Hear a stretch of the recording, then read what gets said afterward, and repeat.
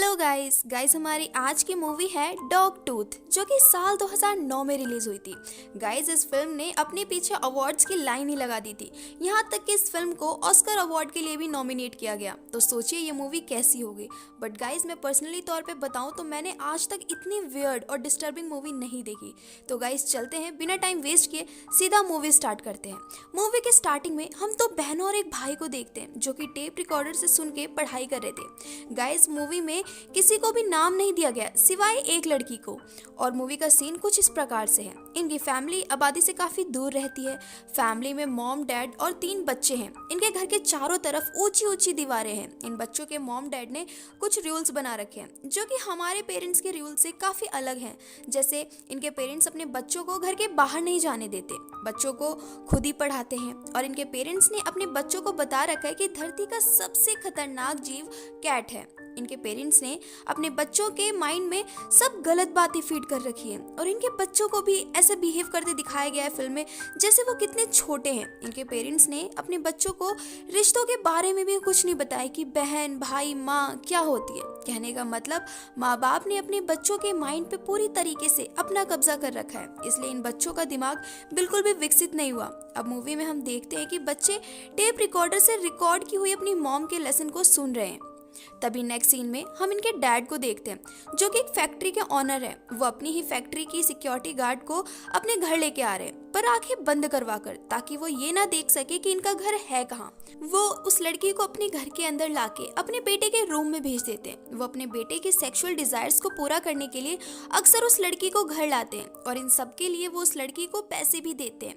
और पूरी फिल्म में सिर्फ इस सिक्योरिटी गार्ड का ही नाम है और इसका नाम है क्रिस्टियाना। इसके नेक्स्ट सीन में हम क्रिस्टाना को बड़ी बेटी के साथ देखते हैं। दोनों बैठ के बात कर रही थी। बड़ी बेटी क्रिस्टाना से उसके हेयरबैंड के बारे में पूछती है तो क्रिस्टाना बताती है कि ये हेयरबैंड रात में चमकता भी है, जिसे सुन के बड़ी बेटी उसे लेने की इच्छा करती है बट डायरेक्टली मांगती नहीं है। वो बताती है कि मेरे पास भी एक हेयरबैंड था बट वो मैंने अपनी बहन को सॉक्स के बदले दे दिया। इस बात से हमें पता चलता है कि इनके पेरेंट्स ने इन बच्चों को पैसों का कॉन्सेप्ट भी नहीं समझाया था। इसके बाद इनके डैड क्रिस्टाना के साथ एक फैमिली फोटो खींचते हैं। दरअसल क्रिस्टाना सब जानती थी कि ये फैमिली अजीब है बट उसे तो सिर्फ पैसों से मतलब था, इसलिए वो और चीजों पे ध्यान नहीं देती। इसके बाद उनके डैड क्रिस्टाना की आंखें बंद करवा के वापस उसे छोड़ आते हैं। फिर नेक्स्ट सीन में हम उनके बच्चों को देखते हैं जो कि बहुत बड़े हैं बट ऐसे खेल रहे हैं मानो वो कितने छोटे बच्चे हों। वो दिन भर तीनों आपस में लड़ते, खेलते, कूदते अपना दिन बिता देते हैं।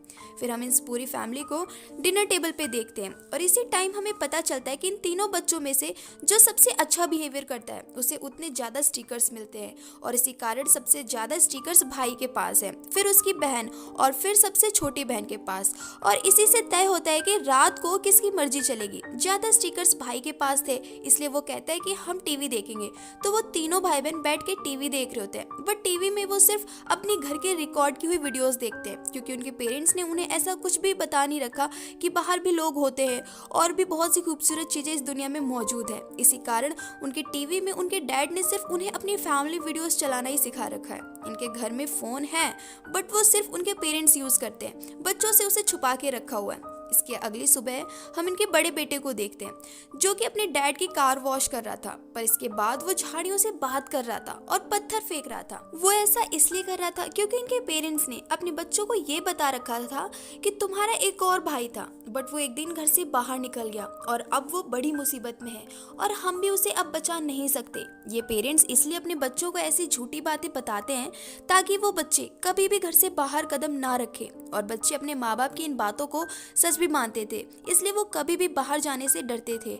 और इसीलिए इनका बड़ा बेटा झाड़ियों पे पत्थर फेंक रहा था ताकि वो उन बाहर के लोगों को मार सके जो इनके भाई को नुकसान पहुंचा रहे हैं। बट इस गलती के लिए इसके पेरेंट्स इसे सजा भी देते हैं ताकि वो दोबारा बाहर पत्थर ना फेंके। फिर डेली रूटीन की तरह इनके डैड आज भी फैक्ट्री के लिए घर से निकलते हैं और बाकी लोग उन्हें घर से निकलता देखते हैं। फिर वो सभी अपनी डेली एक्टिविटी में लग जाते हैं, जैसे कि आंखों पे पट्टी बांध के पूरे घर में घूमना वगैरह। इसके नेक्स्ट सीन में हम इनके डैड को देखते हैं जो कि एक डॉग लेने गए थे बट जो डॉग उन्हें पसंद आया था वो डॉग सेलर अभी नहीं सेल कर रहा था क्योंकि अभी उस डॉग की ट्रेनिंग कंप्लीट नहीं हुई थी। दरअसल दरअसल इनके डैड ने अपने बच्चों को ये बता रखा है कि जब तुम्हारे डॉग टूट जाएंगे तब तुम बाहर जाने के लिए कैपेबल होगे, बट ये दांत तो बुढ़ापे में टूटते हैं। इसका मतलब ये लोग अपने बच्चों को जिंदगी भर दुनिया से छुपा के रखेंगे।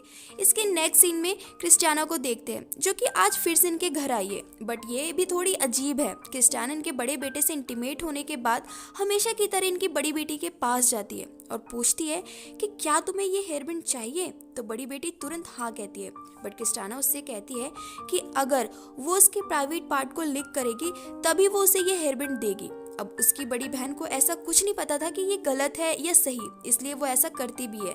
फिर वो हेयरबैंड पा के बहुत खुश होती है, बट वो सेम एक्सचेंज ऑफर अपनी छोटी बहन के साथ करती है, बट वो अपनी बहन को कंधा लिक करने को कहती है। इसके बाद सीन चेंज होता है और ये लोग एरोप्लेन देखते हैं आसमान में, बट इनके पेरेंट्स ने इन्हें ये नहीं बता रखा था कि इसमें इंसान भी होते हैं, इसलिए ये बच्चों से बर्ड की तरह समझते हैं और इनके पेरेंट्स टॉय एरोप्लेन छुपके से गार्डन में या फिर कहीं भी गिरा देते थे, फिर कहते थे कि एरोप्लेन हमारे घर में गिर गया। इसके बाद ये बच्चे इन एरोप्लेन से खेलते और एक दिन ऐसे ही खेलते खेलते इनकी बड़ी बेटी अपने भाई से एरोप्लेन छीन के घर के गेट के बाहर फेंक देती है, जिससे भाई खड़ा होकर एरोप्लेन देखता है, बट एरोप्लेन लेने बाहर नहीं जाता। पर जब शाम को इनके डैड घर आते तो बड़ा बेटा अपने डैड को बताता है। फिर इनके डैड कार में बैठ के गेट के पास तक जाते हैं और एरोप्लेन लाके बेटे को देते हैं और यहाँ वो बच्चे को ये समझाने की कोशिश कर रहे हैं कि पैर डायरेक्टली ज़मीन पे नहीं रखना है घर के बाहर, क्योंकि घर के बाहर की ज़मीन खतरनाक है। इसके कुछ दिनों बाद हम इनके बेटे को गार्डन में खेलता देखते हैं, पर तभी उसे कैट दिखती है और इन्हें इनके पेरेंट्स ने बता रखा है कि इस धरती का सबसे खतरनाक जीव कैट है, इसलिए उसकी बहनें और वो खुद इतना ज़्यादा डरने लगते हैं। फिर किसी तरह से हिम्मत दिखा के इनका बड़ा भाई उस कैट को मार डालता है और फिर ये लोग ऐसे बिहेव करते हैं जैसे उसे मार के इन्होंने कितना बड़ा काम किया हो। दोनों बहनें डर के मारे चिल्ला रही थी बिल्ली को देख के, और इन बच्चों के डर को बरकरार रखने के लिए इनके डैड अगले दिन अपने कपड़ों पे खून और कपड़े फाड़ के घर आते हैं और अपने बच्चों को बताते हैं कि एक बिल्ली ने उन पे अटैक किया। वो कहते हैं कि जो भाई तुम्हारा इस घर के बाहर रहता है उसे तो बिल्ली ने मार डाला, मैं तो किसी तरह से बच के वापस आया। जिसे सुन के इनके बच्चे काफी डर जाते हैं। इसके बाद इनके डैड अपने बच्चों को कहते हैं कि अगर बिल्ली से बचना है तो कुत्ते की तरह भौंकना होगा। फिर सारे बच्चे कुत्ते की तरह भौंकने लगते हैं। अगले सीन में इनके डैड को पता चलता है कि इनकी वाइफ दोबारा प्रेग्नेंट है, वो भी जुड़वा बच्चों से। तो डैड अपने बच्चों को भी ये बात बताते हैं और कहते हैं कि तुम्हारे 3 भाई बहन होने वाले हैं, जिसमें एक डॉग भी होगा, और तुम सभी को अपने टॉयज अपने आने वाले भाई बहनों के साथ शेयर करना होगा। और यहाँ हम देख सकते हैं कि इन बच्चों को ये बात भी नहीं पता कि कुत्तों को इंसान जन्म नहीं देते।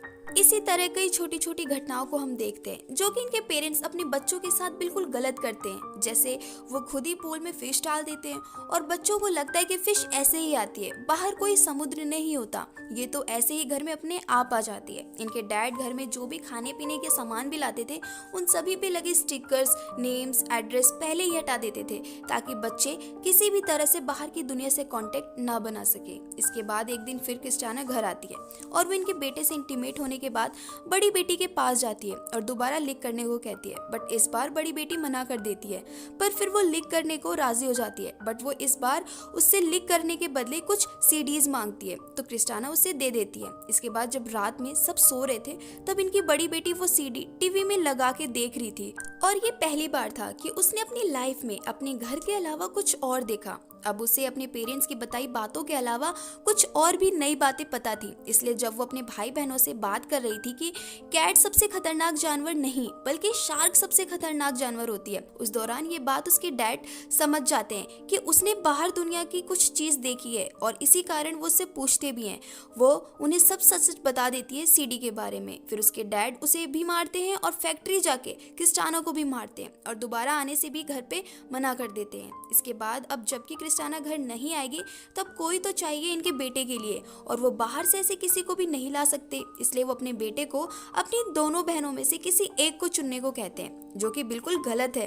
अब जैसा कि मैंने आप सभी को पहले ही बता दिया था कि इन बच्चों को रिश्तों के मायने नहीं पता थे, इसलिए भाई अपनी दोनों बहनों में से बड़ी बहन को चुनता है। बट जब वो दोनों इंटीमेट होते हैं उनको बिल्कुल भी अच्छा नहीं लगता, उन्हें अनकंफर्टेबल फील होता है, बट वो कुछ भी नहीं कर सकते थे क्योंकि ऑर्डर्स उनके पेरेंट्स के थे। बट अब उनकी बड़ी बेटी में कुछ चेंजेस आ रहे थे। उसके मन में कहीं ना कहीं ये आ चुका था कि दुनिया अलग है, जैसा डैड बताते हैं वो वैसी नहीं है। बट उसे ये भी पता था कि जब तक उसके डॉग टूथ नहीं टूटेंगे वो बाहर नहीं जा सकती। इसलिए रात के टाइम जाके वो अपने दोनों डॉग टूथ तोड़ देती है, क्योंकि बचपन से उसे यही बताया गया था कि बिना डॉग टूथ टूटे वो बाहर नहीं जा सकती। इसलिए वो अपने डॉग टूथ तोड़ने के बाद अपने डैड के कार की डिग्गी में छुप जाती है और मूवी के लास्ट में हमें वही कार दिखाई जाती है और यहीं पे ये मूवी खत्म हो जाती है। गाइस, यहाँ से डायरेक्टर ने हम पे छोड़ दिया कि एंडिंग हम क्या सोच सकते हैं। शायद वो डिग्गी से निकल के बाहरी दुनिया में पहुंच गई हो और शायद उसके डॉग टूथ टूटने के कारण, खून ज्यादा बहने के कारण वो मर गई हो, या शायद उसके डैड ने उसे देख लिया हो। बट क्यों इस मूवी को इतने अवार्ड्स मिले, इसके पीछे बहुत सी डीप मीनिंग्स हैं।